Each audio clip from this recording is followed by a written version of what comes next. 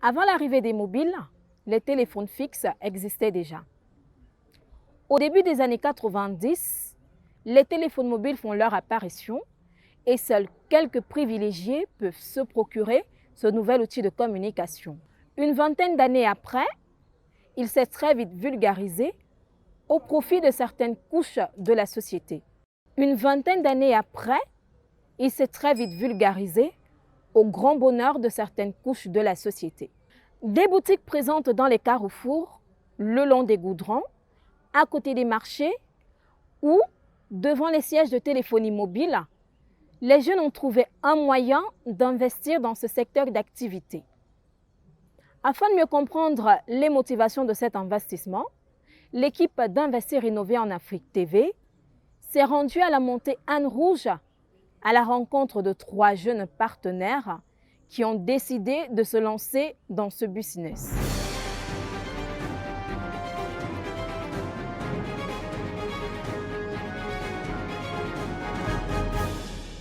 Sadrak, premier des 3 à se lancer dans l'univers de la vente de téléphones étant étudiant, ce n'est qu'après l'obtention de son Master 2 qu'il décide de s'y mettre définitivement. Bonjour, je me nomme Sango Hamid Sadrak, propriétaire d'Asap Store. Bon, l'entreprise est née quand j'étais à l'université au niveau 3. Et vu que je cherchais quelque chose qui pouvait me rapporter de l'argent, qui pouvait me permettre de payer les factures. Donc du coup, j'ai commencé à vendre en ligne. Ce qui se passe, c'est que je venais à l'avenue Kennedy et je voyais les grands frères qui avaient des boutiques et je leur disais, bon, je peux vous aider à vendre vos choses. Ils me donnaient des prix et moi, je suis censé ajouter ma part au-dessus pour pouvoir avoir des commissions. Donc c'est comme ça que j'ai commencé à avoir l'idée. Après mon Master 2, en 2018, j'ai arrêté l'école. J'ai dit que je vais me concentrer corps et âme à Sap Store. Donc j'ai commencé à toujours Apache. Parce qu'Apache, on te donne un prix et tu ajoutes ta part sur ça. Et chaque fois que tu vends, tu as ta part de commission. Donc c'est comme ça que 2 ans après, on a ouvert la première boutique qui est celle-ci en 2020. Même en Apache, l'idée était là. Donc je ne me suis jamais contenté de ce que j'avais. À Sap Store, j'ai commencé. Parce que vous pouvez avoir une entreprise en ligne qui est virtuelle, c'est-à-dire vous faites les livraisons et les gens se disent que vous avez une boutique, pourtant vous n'avez pas. Donc, en ayant Asap Store, j'avais mon partenaire qui s'appelle Gozor. On travaillait ensemble et on avait l'idée d'ouvrir une boutique un jour. Donc, c'est comme ça qu'en 2020 qu'on a ouvert. On a continué à travailler ensemble. C'est vrai que c'est moi qui l'ai incité parce qu'avant, lui, par exemple, il était un chauffeur. À un moment, on l'a renvoyé et je l'ai encouragé à travailler avec moi. Et depuis, on travaille ensemble. Chemin faisant, Sadrak rencontre Cédric, chauffeur à l'époque. Ce dernier perd son travail et se retrouve dans cette activité également. Salut, moi c'est Cédric Owono, plus connu sous le nom de Gozo. Et en fait, pour la petite histoire, je suis étudiant, chauffeur de formation. Avec les réalités du pays, j'ai conduit presque partout. J'ai une expérience assez élargie dans la conduite. Et je ne m'imaginais pas un jour faire dans la vente des téléphones. Ce qui fait que j'ai été chauffeur dans une ONG à Bastos, où je touchais 100 000 le mois. Je me voyais déjà assez grand. Je me voyais assez riche et assez aisé pour pouvoir élever toute ma famille. Mais comme le privé est toujours comme il est, un beau matin, on m'a dit que c'était bon. Et Sadrak Amin, qui est mon frère, qui est mon petit frère du quartier depuis, je l'ai appelé. Je lui ai demandé comment est-ce qu'il fait pour vendre. Comment est-ce que je peux faire pour le rejoindre. Il m'a pris par la main. Il m'a fait comprendre que la seule chose à faire, c'est d'être discipliné. c'est de travailler dur avec ardeur et d'y croire en soi. Je me suis mis à fond. Au début, on n'avait pas de boutique. On a pâché, comme il a si bien dit, on a pâché. C'est-à-dire, on entrait dans une boutique, on se proposait. On vendait des téléphones virtuels en fait. Et dès qu'on trouvait un client, on se rapprochait d'une boutique. Comme certains jeunes le font actuellement dans la nôtre, on se rapprochait d'une boutique et on se proposait. Donc on leur proposait nos services en fait. Mais ce que j'aimerais souligner, et ce qu'il m'a toujours dit, parce que dans le business, je le prends comme mon papa. Même pas comme, c'est mon papa dans le business. Ce qu'il m'a toujours dit, c'est l'honnêteté d'abord. Parce que tu ne peux pas entrer dans la boutique d'une personne, tu prends un téléphone, tu pars et ça se perd. Pour entrer dans la boutique d'une personne, il faut que la personne te fasse confiance, il faut que tu sois digne de confiance et tout. Donc on a commencé comme ça. J'ai commencé avec le techno, un techno fissuré en fait. On a pâché, on publiait en ligne, j'avais plus de 5 comptes en ligne. On se moquait de nous et tout. Juste pour vous faire comprendre qu'il faut d'abord être persévérant, il faut avoir le moral haut et croire en soi. On se moquait de moi, on disait que non, je ne fais rien.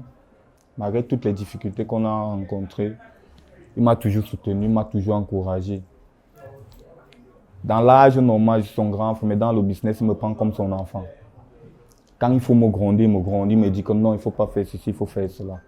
C'est comme ça qu'on a grandi, on a grandi. Au début, je me contentais des 1000 francs, des 5000, des 10 000 que j'avais.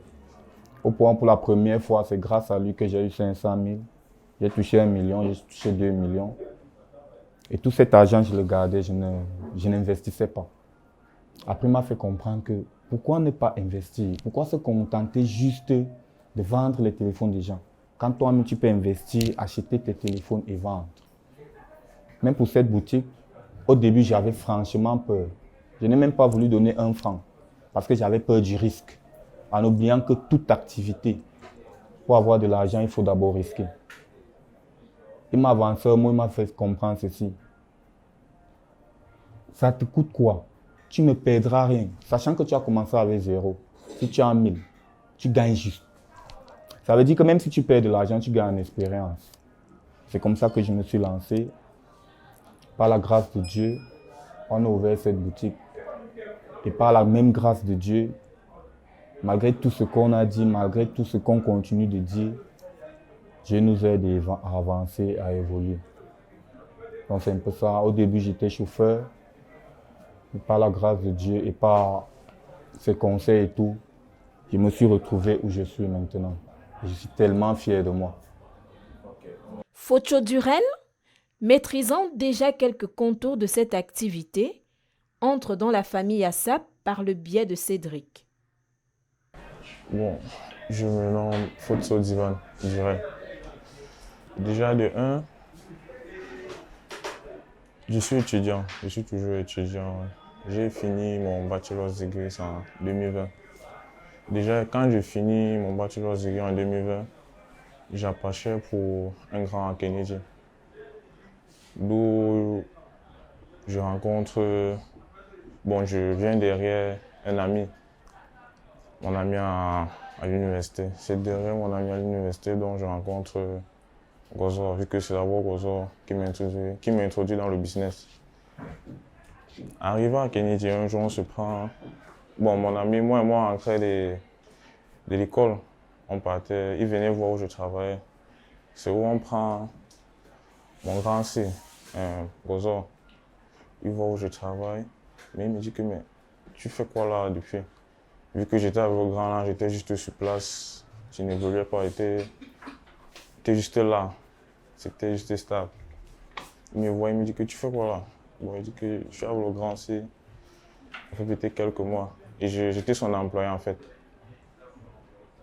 Il me dit que monte un peu là. Bon, ASAP Store, ASAP Store était sur le point d'être fini. Donc, quelques jours avant l'ouverture de la boutique. Il me dit que tu fais quoi là? Viens regarder un peu le OC. Le haut dont je regarde, je vois, ça me plaît. Il me dit que tu peux commencer à travailler avec nous. Avec le temps, peut-être investir. Donc ça, je vois, je vais voir mon grand là. Je lui dis, comme tu vois là, grand, j'ai trouvé mieux ailleurs. pense que ça va être bon pour moi là-bas. Comme ça, donc, on commence petit à petit. Et vient, l'ouverture de la boutique s'est bien passée avec, c'était un succès. Comme ça, au fur et à mesure, avec du temps, il m'apprenait tout, il m'a tout appris. Ayant opté pour un sigle ayant une signification anglaise, ces jeunes ont investi dans divers appareils et accessoires de téléphonie mobile.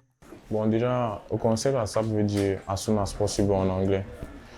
En français, qui veut dire dès que possible. Ce qui veut dire peut-être qu'on a un client qui veut un article, il peut se rendre à la boutique immédiatement. Il a la boutique, ou bien quand il veut être livré en temps voulu, il aura cet article.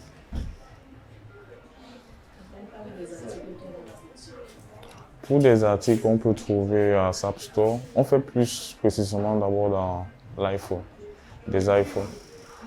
Maintenant, y compris des iPhones, on y trouve, il y a des Samsung, des Huawei, des Tecno, tous avec des accessoires. Y compris, on fait aussi dans des machines, des consoles, même des télévisions. On y trouve aussi les accessoires plus dans les iPhones et Samsung. Il y a pochette personnalisée qui c'est aussi un nouveau concept qu'on vient d'innover. Genre, tu nous envoies une photo, on personnalise avec ta pochette.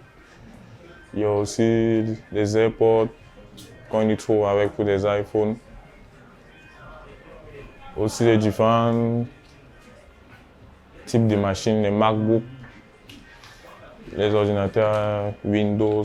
Spécialisée dans la commercialisation des iPhones, la boutique ASAP s'approvisionne principalement au Canada, aux États-Unis et en Allemagne.